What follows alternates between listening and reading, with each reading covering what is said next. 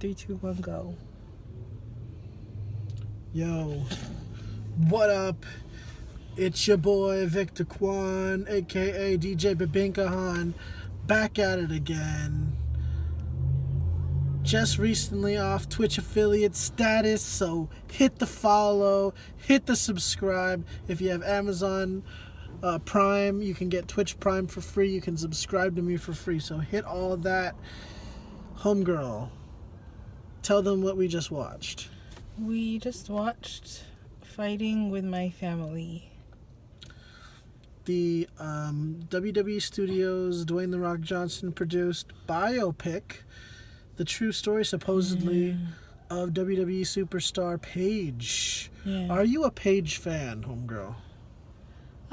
Yeah. Well, She's cool. I guess technically were you a Paige fan? Yeah, she's cool. Because she's now retired.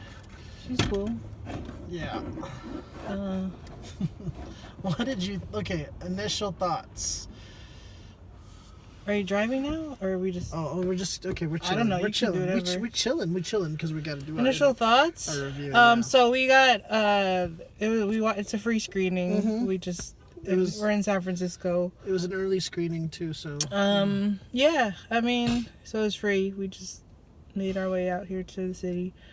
It's cool. There was like some moments where I felt like I was gonna cry a little, but then I was like, nope, I don't feel like crying. And what's always, I don't know if I mentioned before, but like what's always dumb is like my eyes like get irritated, especially when I watch a movie. So then I'm like, or I'm wearing makeup and I like wipe my eyes out. I just look like a dork, like wiping my eyes because I'm crying, but I'm not crying. My eyes are really irritated. But the movie was cool. It's really trippy to see like a recreation of like the WWE. Yeah. It's like, but like a good one. You know, it's like a parody. You know, I was like confused. But you also get to see, like, you get to see the process of like someone getting signed and having to go through the NXT program and the training involved and like and what the what it's like at the. I mean, well, what they show. What they're willing to show what it was like at the Performance Center. Dramatic. It was dramatic, but at the same time, like you have to like it's believable that like that stuff. I was impressed, especially with the fact that like when they showed that Paige was there, like they didn't make her seem like she was this like naturally gifted. She's wrestled all her life, so she knew she excelled at it. Like she had to. She was like on the bottom, like because she wasn't conditioned in the way that they condition people in the Performance Center, so it was. I mean, I guess for me it just reminds me of like when I was like conditioning for football and stuff like that, and how you just it like all that physical conditioning kind of breaks you and makes you like makes you really question. You go into it all excited, and then you start to question, like, am I really able to do all this? Because it's more physical than you expect. It's like mind over body, and not a lot of people have that kind of discipline. Yeah. But as far as the story goes, did you like it? Yeah. Like, I mean, it's weird watching it, knowing like I was surprised how good actually the story was. Like how well it worked together, how it felt fit and molded and meshed together. Yeah.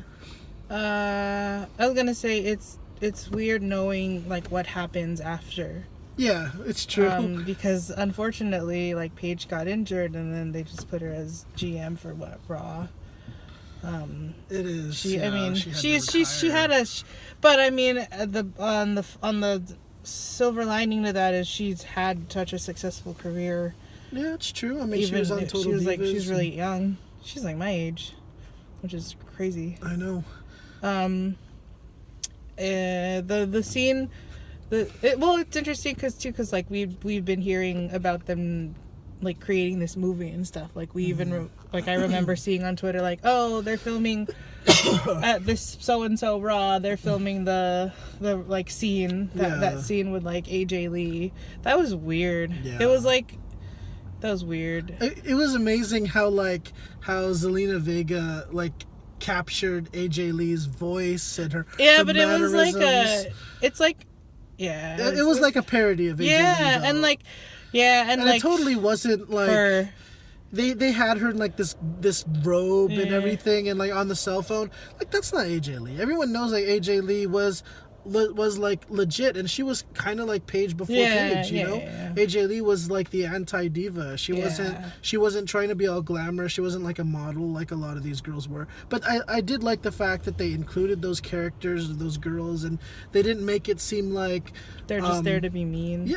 They're there to be mean, or there to be like pretty and not and they're not trying, and they're not putting out effort too, because in reality, like, Paige had to kind of get to know them and work together with them. And like I was saying, like, I really want, it makes me wonder, who are a lot of these characters based on, you know? I kind of think Summer Rae was training around the same time as Paige. But it seemed like they didn't really. They didn't want to. I don't think they wanted to, like, like everyone was just generic person. Yeah, and it makes me think like the trainer guy, Vince Vaughn. I thought Vince Vaughn did a great job as a character, but I wonder if like the trainer guy was Bill DeMott. You know, the producer Stephen Merchant I think he was the dad of the girlfriend. The dad of the girlfriend? What girlfriend? The girlfriend that the brother got pregnant. Oh, really? I think that's him. Interesting. I feel like I saw that. I could be wrong. Okay. Because he's like an actor person too. Yeah. The brother aspect of the story was actually also really good. I was glad that they kind of touched on that. And it is kind of sad, and it is rough, but it's also true what they were saying, how like his whole dream and his whole life, and like his one dream in life was to be in the WWE and make it in WWE, but a lot of people like think that once they get there, like, it's going to be instant success. But as we all know, like, anyone who watches the WWE knows that there's a lot of really good guys that just stay in the bottom and never really make it, even though they deserve a chance. And there's a lot of people who get to NXT and maybe they get injured. Even though they get signed, they get injured, and then that's the end of their career, and they have nothing to fall back on, you know? Yeah. And so it's really sad. It's a really sad reality, but it's sad to see that they never even gave him a chance. But it's also like, it's true that, you know, like, if that's all you want in life and you don't have any other passions, or you can't find any happiness doing something else, then you're reaching for something that isn't in some ways isn't worth it. It's almost, it's like, it's luck. Mm-hmm. Did we say how it was weird that they skipped over her career in NXT? Yeah. It was because I mean, she was an NXT champion. Was she there were the a first? lot of fans. Wasn't she the first? She might have been. Yeah. The NXT Women's Champion. I think she was the first. Yeah, she might have been.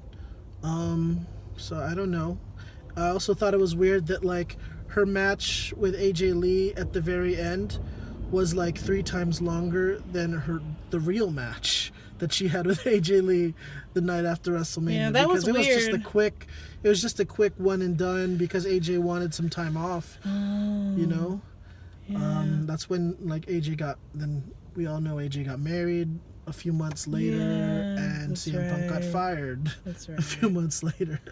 I know. WWE. Woo. Yeah. Yeah.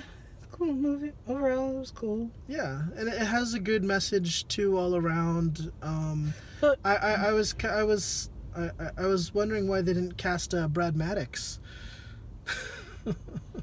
Or who? Xavier Woods. Yeah. I know that's terrible to say. It's almost like I like the character of this girl that played Paige more than I like the actual character of Paige. Who? I mean, don't get me wrong. I don't know Paige. I'm not gonna judge her. I don't know who she is in real life. But they made. She almost got married. Oh yeah, with Del Rio. But what I'm saying is. But even before that, right? I don't even know with who. I think.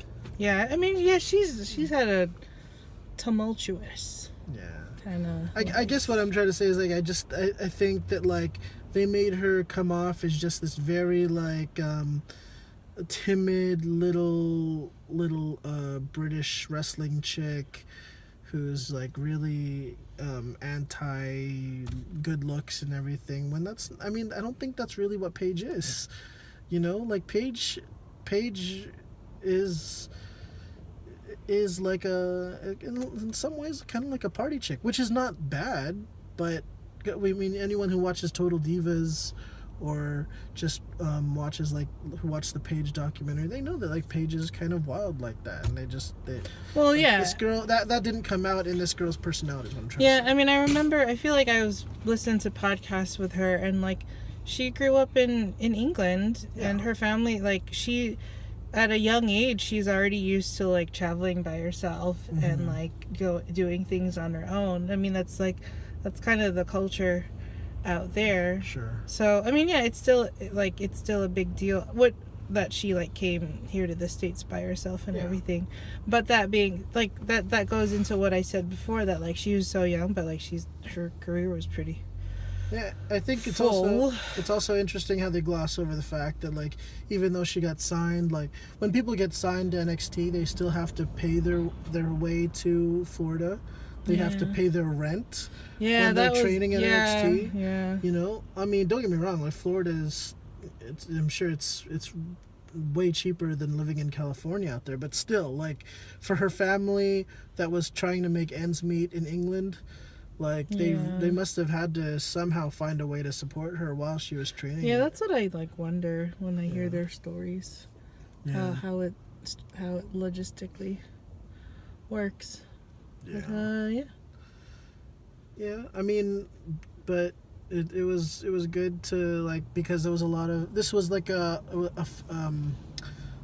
free viewing, like that was promoted by WWE, so the entire, pretty much the theater were wrestling fans, so they would react to a lot of wrestling jokes, and when wrestlers would make cameos, they did some mini pops and stuff like that. So it was kind of cool to watch with a wrestling crowd. I would also be kind of curious to see how non-wrestling fans kind of receive the film and like how it resonates with them. But I think overall, even if you're not a wrestling fan, I still think it's worth watching. I'm pretty sure you'd like it. But yeah, it's about family. It is family. It's also about like finding your calling in life. It's about like finding